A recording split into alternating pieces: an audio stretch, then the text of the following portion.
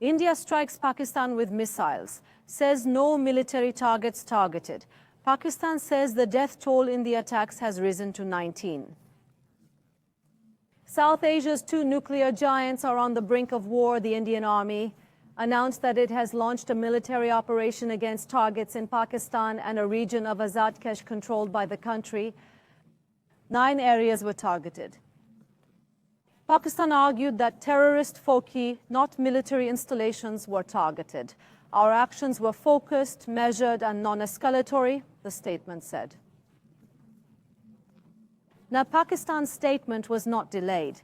It was announced that 19 Pakistanis were killed and 35 were wounded in the attack targeting civilian settlements. Pakistan considered the attack as an act of war. Prime Minister Shahbaz Sharif made statements after these attacks. His country's that it has the right to respond strongly and it has been responded to. There are also statements from the Pakistani Foreign Ministry. It said India's reckless action has brought the two nuclear-armed states to the brink of a major conflict. Pakistan has also struck military targets in Indian Kashmir. 5 Indian fighter jets and an Indian IHA were shot down. Artillery shells were fired at military posts.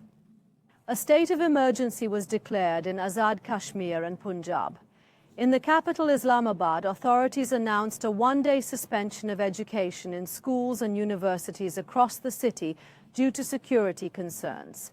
Pakistan's National Security Committee decided to convene in the morning.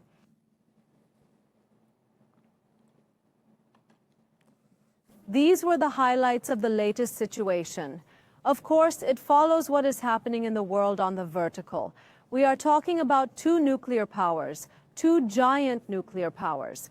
U.S. President Donald Trump said of this conflict between India and Pakistan, "I just hope it ends quickly." Another statement came from United Nations Secretary General Guterres. He called for maximum power. Let's look at the details of these statements. Trump spoke about India's attack on Pakistan at the swearing-in ceremony of Witkoff, his special envoy to the Middle East. He described the development as shameful. He pointed to the long-standing tension between the two countries. I just want to say that I hope it will end very quickly. United Nations Secretary General Guterres also expressed deep concern over the Indian aggression against Pakistan. He called for maximum restraint. There are also statements from the United Nations spokesperson. He made a written statement on the attacks. He said he was deeply concerned about India's military operations. He called on both countries to exercise maximum restraint. The world cannot afford a new military conflict between India and Pakistan, he said. The Chinese Foreign Ministry also called on Pakistan and India to exercise restraint. It described India's attack as regrettable.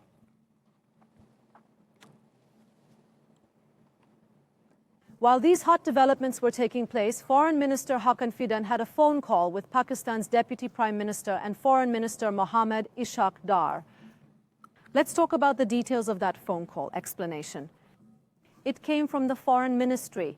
The two counterparts spoke about the latest developments between Pakistan and India. Foreign Minister Hakan Fidan had also had a telephone conversation with the Deputy Prime Minister and Foreign Minister of Pakistan on April 26th. The tension with India was also discussed in this phone call. The new conversation took place after the attacks on Pakistan.